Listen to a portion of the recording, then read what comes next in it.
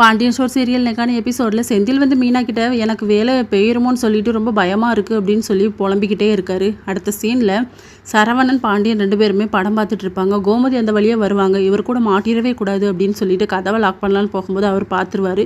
என் கூட பேசாமல் வந்து இருந்து படத்தை பாரு நல்லாயிருக்கும் அப்படின்னு சொல்லும்போது என்னால் காலையில் எந்திக்க முடியாது, நீங்களும் தூங்குங்க, பசங்களையும் தூங்க விடுங்க அப்படின்னு சொல்லி திட்டி அமுச்சு விடுவாங்க. கதவை லாக் பண்ணும்போது பழனியும் வந்துடுவார். மாமா வந்து படம் பார்த்துட்ருக்காரு, நீ இப்போ மாட்டிடாத, போயிடடா வீட்டுக்கு அப்படின்னு சொன்னோடனே அவரும் கிளம்பி போயிடுவார். சரவணன் வந்து எனக்கு தூக்கம் வருதுன்னு சொல்லிட்டு அவரும் கிளம்பிடுவார். இன்னொரு பக்கம் ராஜி வந்து கதிர்கிட்ட சொல்லுவாங்க, எங்கள் அப்பா வந்து குழந்தைன்னு சொல்லி ரொம்ப ஆசையாக இருந்தாங்க, எங்கள் அப்பாக்காக நம்ம குழந்தை பெற்றுக்கணும் அப்படின்னு சொல்லும்போது உன் போலீஸ் கனவு என்ன ஆகுறது, நம்ம வந்து உனக்காக கோச்சிங் கிளாஸ்லலாம் 1 lakh அமௌண்ட் கட்டியிருக்கோம், நீ ஃபஸ்ட்டு IPS ஆகு, அதுக்கப்புறம் குழந்தை பெற்றுக்கலாம் அப்படின்னு சொல்லி கத்தி சொல்கிறாரு. அதுக்கப்புறமா அவங்களும் சரிங்கிற மாதிரி அமைதியாயிடுறாங்க.